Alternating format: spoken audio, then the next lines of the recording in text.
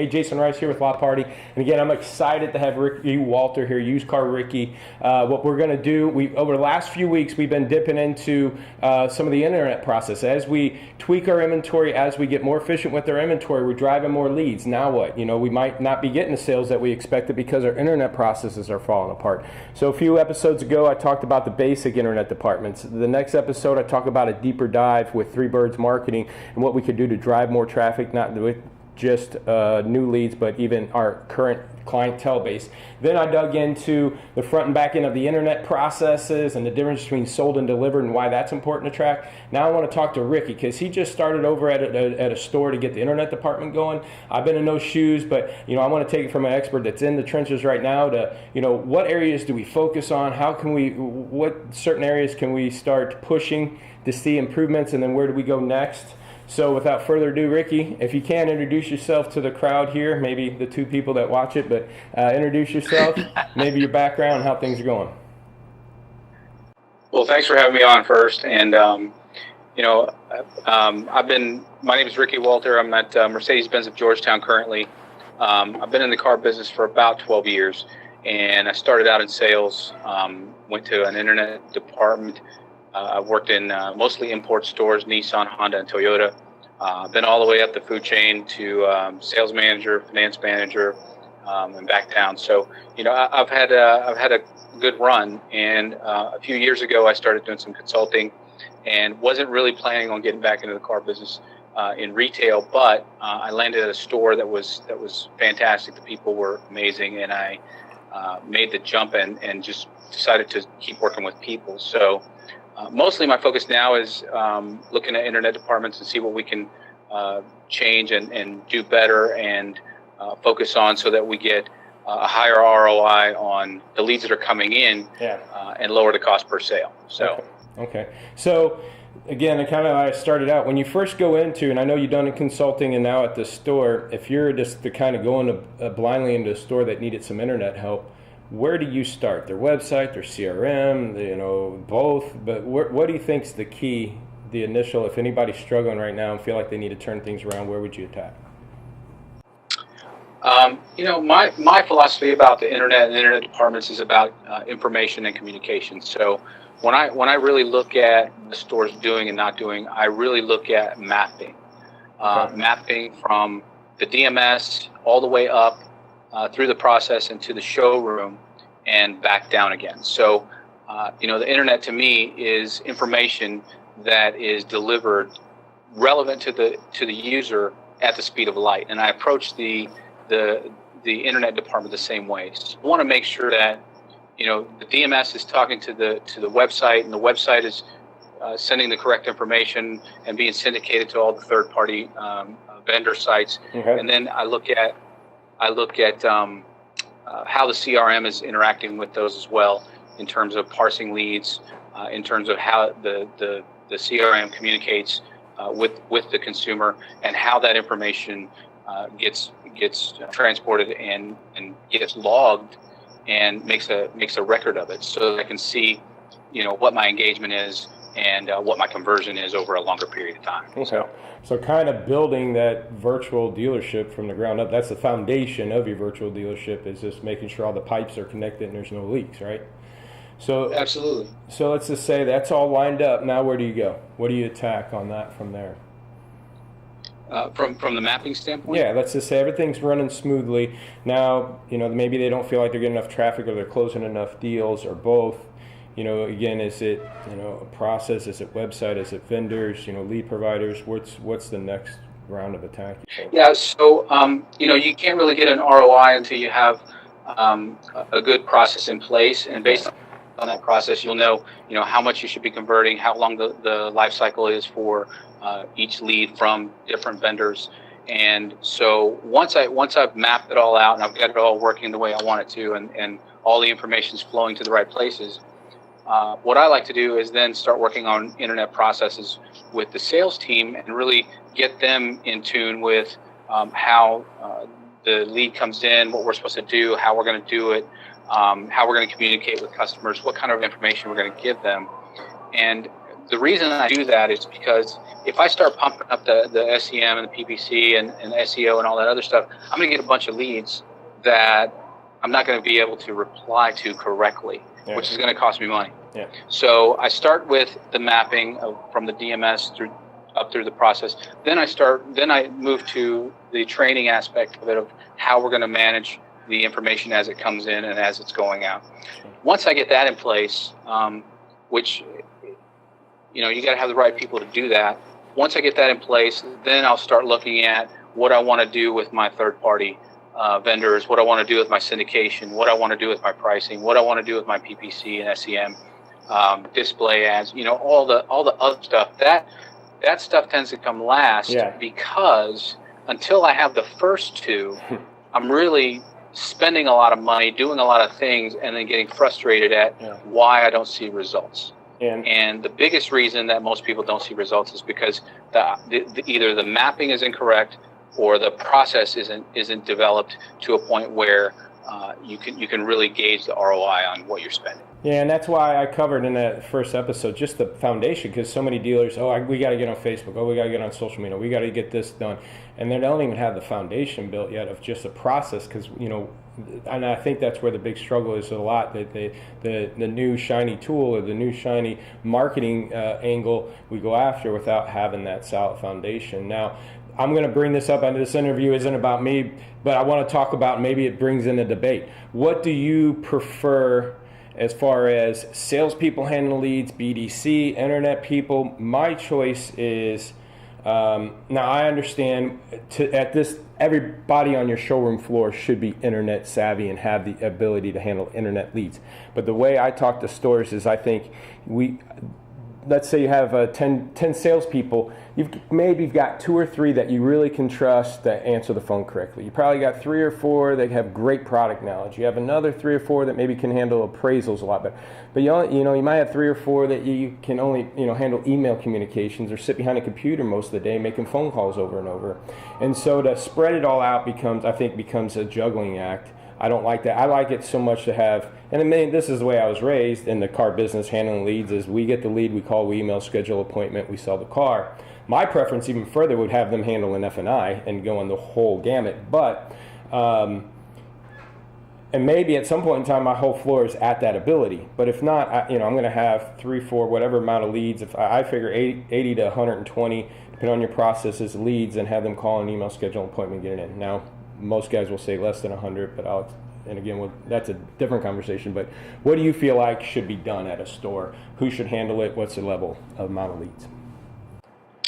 I think that if you have a good process and you have the right people handling it, I don't know if you're going to see a big difference in the return on investment. Okay. I've seen great BDC departments. I've seen great internet departments. I've seen great sales floors that handle the lead from the time it comes in all the way through to finance and delivery. I've seen that. Matter of fact, the number one Honda store in this market here is doing exactly that. Yeah. It's First Texas Honda right down the road, and they have an amazing process. They have a great word track system that they use. They have great salespeople that are following their processes.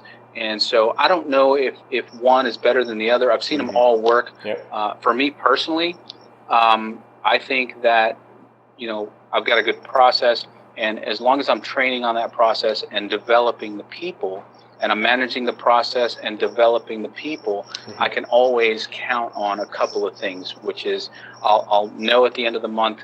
Actually, I'll know at the beginning of the month how many sales I'll have based on how many tasks I'm set up for the month, how many salespeople I have, how productive are they. When I crunch all those, I run numbers all day long. So when I crunch those numbers, I can project with a pretty good degree of accuracy of what my return is going to be. And then, I can start adding little things to the mix, like, add another vendor or add a PPC campaign or add a social campaign. And I'll be able to tell if those things are working because I've got my process in place, I've got my people in place, and they know what to do when the lead comes in. So right now at your store, is everybody handling internet leads? No, they're not. Okay. And That was only because that's how it was set up when I got here. Okay. Now, I think my goal would be to have an internet showroom floor where everybody can handle a lead and everybody knows how to, follow that process. As we have it right now, it is split up between an internet department and a sales floor department, and it's working for the time being. But I've only been here a month, so we'll see how it goes from there. Now, how many leads does each internet person handle? What do you think that cap is? I think each internet person can effectively. Now, here's the thing: effectively and productively follow up with a lead with intention. Yep. I think that an average of about 75 to 100, it starts to kind of cap out at about 100 leads a month. You're going to have the non-responsive customers. You're going to have the ones that are really engaged. You're going to have the ones that are kind of back and forth. And so as a whole, I'm really I try to keep it in that sweet spot of 75 to 100. Yeah. And I mentioned 120 because I'm going back to, and I got to defend myself, so a lot of people would think I'm sounding stupid. I go into a lot of automation. I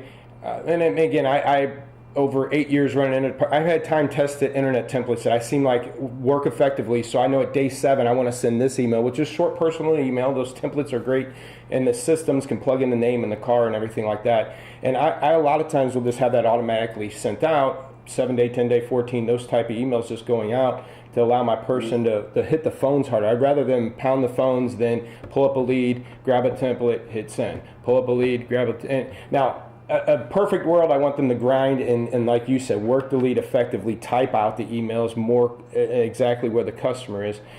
But if you get a good process in place, a internet person should be plugging in those type of emails in between the automations. And that's where I think if you do a little bit of automation, you can push on a good person up a little bit higher. Do you like automation? Do you run from it? Do you like more of that personal touch on everything? Or is there a little bit of mixture at your store?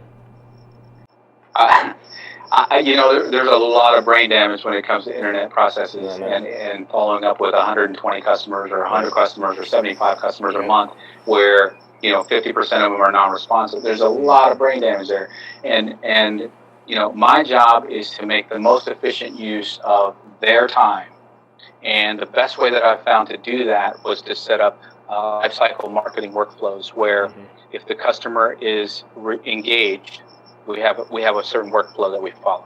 If the customer is not engaged, if they're non-responsive, we have a different workflow. Sure. And one is designed to create an appointment and get them to the store. One is designed to get them to re-engage with the store once they've already, sent in a request for information on a vehicle, whether it's price or options or whatever. So, I have a couple of different life cycles that I use for these guys, and it really takes it does a lot of the heavy lifting for them, so that they don't have to spend a lot of time sending 100 emails to 50 of last month's customers that never replied, 50 of this month's customers that have never replied, and it just really takes a lot of the brain damage out of their day, and it helps them it helps them feel more like the work that they are doing is there's value there because they see that return on investment when they're engaged with other customers and not spending their entire day writing emails.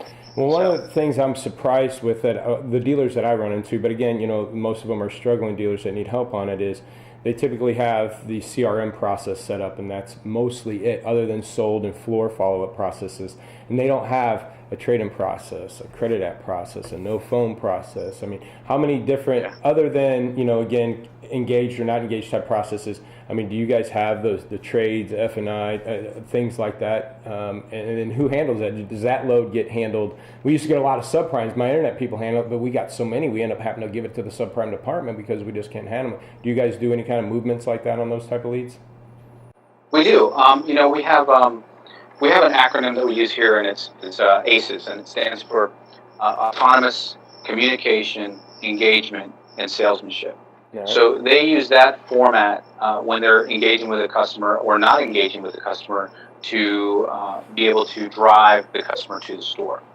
We do have a trade-in process. We do have a credit app process. We do have a sold going into F&I process that we use. Okay. We have a be-back process. If a customer comes to the store and we work a deal, but for whatever reason they leave and are leaving in their vehicle and not ours, we have about 5 days to re-engage them and figure out where did we miss the boat, or did we miss the boat, or were their expectations not met somewhere along the line. So we have that workflow, which is a 5-day process. And then I have another final process, which is the customer said, we're out, we appreciate your business, or we appreciate the time that you spent with us, whatever. And the salesperson actually no-sales the lead. I have another workflow that I personally use to re-engage the customers, and it's basically an email that says, hey, where did we fail? At some point we missed something and we failed to deliver a great car buying experience. And the reason I know that is because, hang on just a second. See, this is what's cool about the show. He's in the trenches working deals right now. So a couple things that I want to bring up while he's on hold here is, I want to talk about social and what they do there. And I also, want to talk about video and do they incorporate any of that when he comes back? Because I think, those are other things that dealers are starting to, and obviously a lot of them have done it for a while, but starting to dip their toes in, and there's a lot of debate on should we allow our salespeople to promote socially and what do they put out there on their social, or do they have access just to the dealer social? And so, those I think are hot topics for dealers. So, when he gets back, we want to dig into those things. But keep in mind, like he's talking there about processes, I think it's real important to make sure, you do have a trade-in process. Any type of lead you have come in that might be different, trade-in process, finance apps, to maybe even no phones. I'm big on having a no phone process, again, where I set up an email schedule. And it's the same follow-up process that we might have for any other lead, but that process guts out the calls. So the only thing left is emails. And if you automate those, again, because once you send them an in-stock email and the phone's disconnected or don't have a phone number, you're just going to try to email and follow up. So I'm big on just kind of good email templates that get pushed out to the customer for 60, 90 days.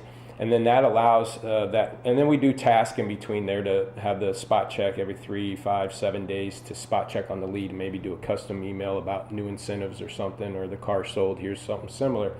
But, and not a set it, forget it, but we push it over there and it's not dragging down all these tasks in their organizer to make these calls that they just have to clear out anyways. So that's another process that I find that a lot of dealers don't take advantage of, is set up these processes and like no phone, and let the system email them and don't assign phone calls to it.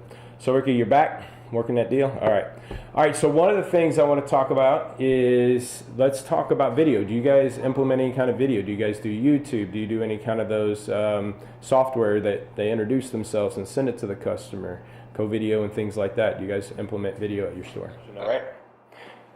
Yes. Okay, so at this point, I've spent the last 30 days just getting to, the training portion. Sure. Did the mapping. Now we're working on process. At some point, I really am a fan of the introduction videos. I'm a fan of video in general. I don't know if anybody knows that, but I'm a pretty big fan of video. I think it really translates a lot of things that an email or a phone call can't. Yeah. And so at some point we will be implementing that. I just got them. They didn't think that it was coach. They just didn't send text messages. And I told them, look, text messaging is by far the highest way to convert a customer, because in today's world we are a 140 character society and we're trying to get stuff done. Not everybody has the time to, especially with younger customers. If it's a C-class, an entry-level vehicle, and it's a younger person, and you can tell by talking to them on the phone, or you can tell by where they live or what their occupation is. Send them a text message, because it's definitely a higher converting medium. Yeah. And if they don't want you to send a text message, they'll tell you. Now, so we want a little bit 20 minutes recording on my camera, but we're going to extend this out. I think we're having fun. We can go as long as you want to go. But all right, so texting, that's awesome. Does it text integrate with your CRM? Because there's some that do, some that don't.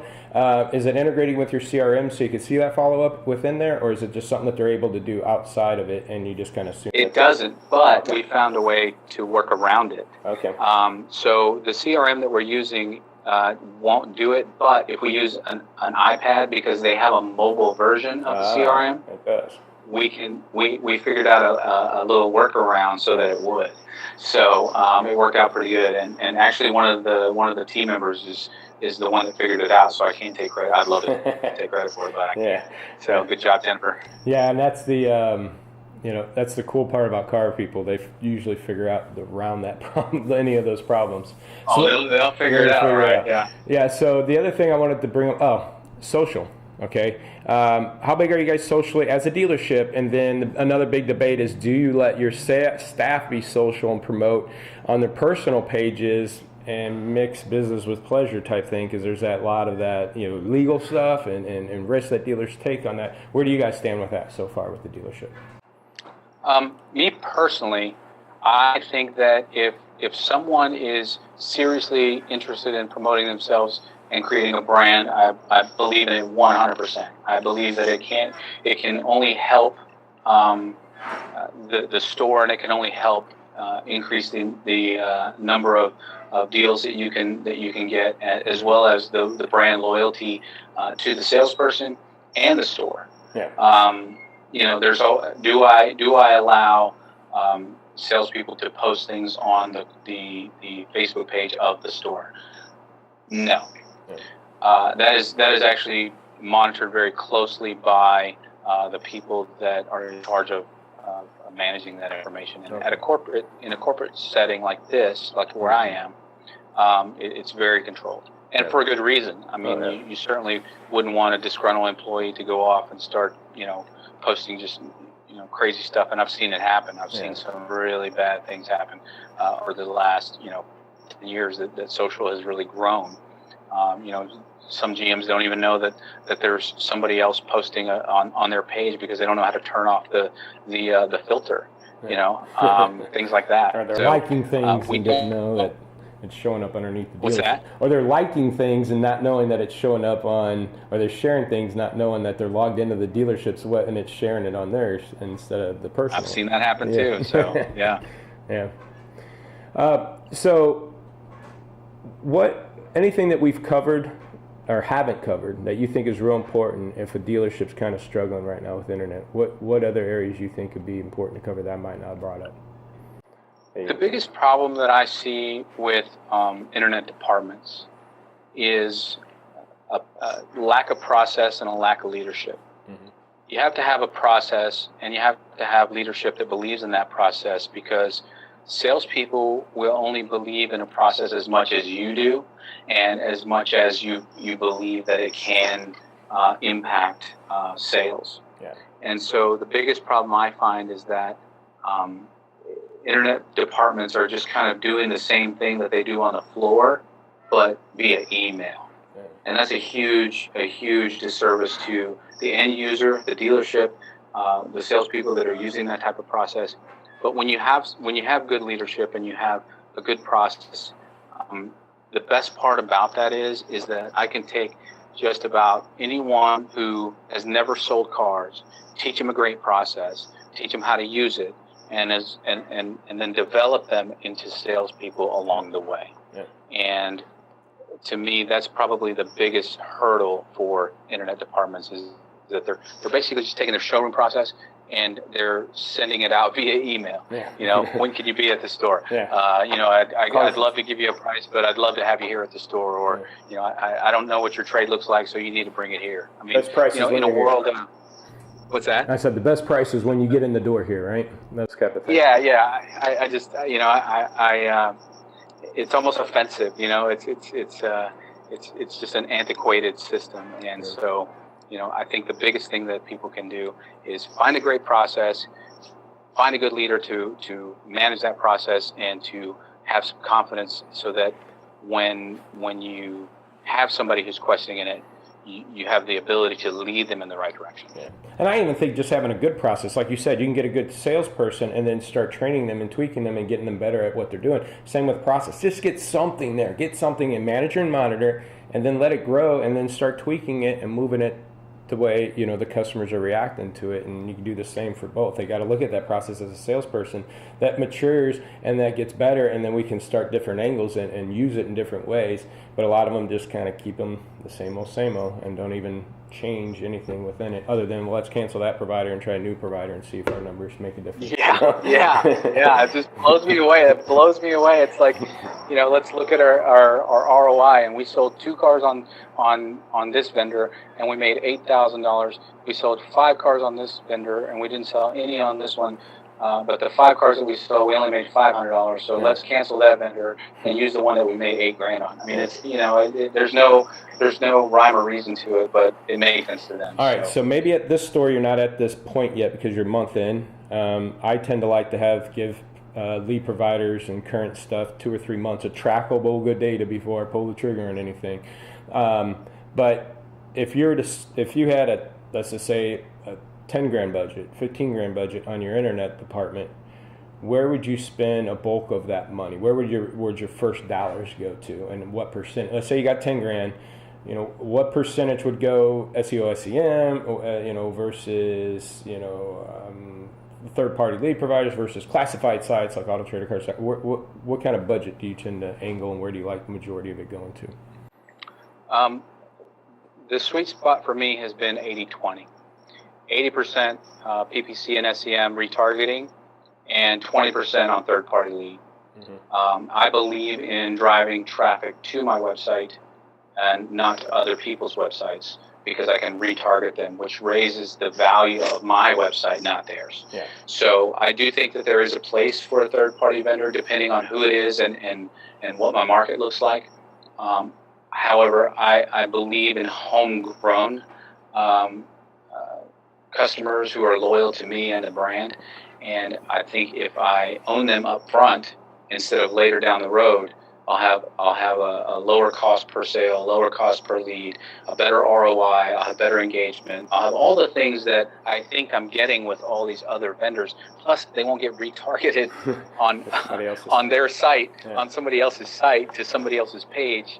And I can control it. Okay, so then let's back up there when we talk about third party, because some stores and some of these providers consider themselves a classified and not a third party lead aggregator, or more of a classified. And I'm talking about like an Auto Trader and Cars.com. I know they consider themselves, and some stores consider them, well, that's classified. That's more like store advertising. Third parties like Auto by Tel and TrueCar. What do you differentiate the two? When you said 80 and 20, this 20% including like the auto listing sites versus a TrueCar or an Auto by Tels or things like that. I think a third-party lead is a third-party lead is a third-party lead. To me, it doesn't, if I'm not driving them to my site and I'm driving them to somewhere else, I lose control over the content, number one, and the conversion, number two. So to me, whether it's a lead provider or a listing, or all I'm doing is promoting their website and not promoting mine. So every dollar that I spend promoting their website, I could be using to promote mine, and I could actually own the information and own the data and retarget them back to my site, which just makes the most economic sense to me. And so if it were up to me, and if I could make the decision, I would crack every lead provider out there and just spend the money on social PPC and stuff that I can control and that I own, versus listing sites or third-party lead providers. But it's not up to me. So I deal with the leeway that I've been given, and it seems to be working. Yeah. So a little bit of a recap. Where you would start is kind of the plumbing. You want to make sure all the DMSs, CRMs, websites are feeding and the funneling accurately.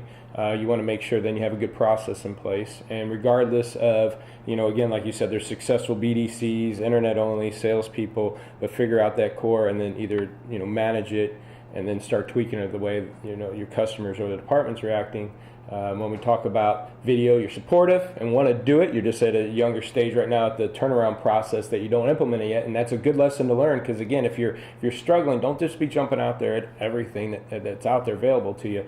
Start fine-tuning your processes and your plumbing, and then then go from there. Socially, you're okay. Don't let people into your dealership's Facebook. Let them promote themselves internally with some monitoring and control, and let them, be able to drive business. I think you're successful at that. Mike Davenport, a guy like that, successful at that, and that obviously benefits the dealership. So you wouldn't want to, I think, handicap those type of people out there. And then 80-20 when it comes to budget. SEO, SEM, driving yourself, 20% third party. Again, as we wrap up here, is there one tip you give a dealer? Just say, hey, if you're going to do anything of all this stuff, be doing this. I would say find a good process and find a good leader that can manage that process and develop your people. That would be the core of it. All right, so to wrap it up, how'd you get Used Car Ricky as your nickname? What's that? How'd you get Used Car Ricky as your nickname, as your handle? Okay, so there, it's funny. I was actually listening to the radio, and there is in Austin where I live, there was a guy that was pretty famous on the radio. His name was Softball Ricky. And I was trying to come up with something that kind of rolled off the tongue, and I was selling used cars at the time, and just Used Car Ricky sounded like something that would be fun to say. And there was always this the car guy, or this your used car guy, and I needed something that really had something that really stuck. And when I said it out loud, Used Car Ricky just stuck, and then it just kind of grew from there. And honestly, to be honest with you, Used Car Ricky started out as a way to connect with customers, but it wasn't as good as it did connecting with industry people. Sure. I had more industry people connect with me when they saw videos of stuff that I'd done, and it went the opposite way of what I thought it was going to do. So, it is what it is. I mean, I love the video, that song you did. What's the name of that video, or if anybody wanted to find that video or the song? Ride Dirty Twitter song. Yeah, that's awesome song. Yeah. So what's your handles out there if people want to find you on Twitter, Facebook, all that? On Twitter, on everything. Everything is Used Car Ricky. It's just like it sounds, Used Car Ricky. And I mean, you Google it and you'll find everything I've ever done, which may be a detriment to me. I don't know. And then you got the Automotive Revolution, or Welcome to Revolution. I like those videos. Those are real well put together graphically and everything too. Those are cool videos. But again, I appreciate your time. Check out Ricky. Thanks for watching this episode of LotParty. Hope you got a lot of information. It was a long show, but man, we dumped a lot at you. Ricky did an awesome job, give you some information to help you get your internet department turned around. See you next episode. Thanks.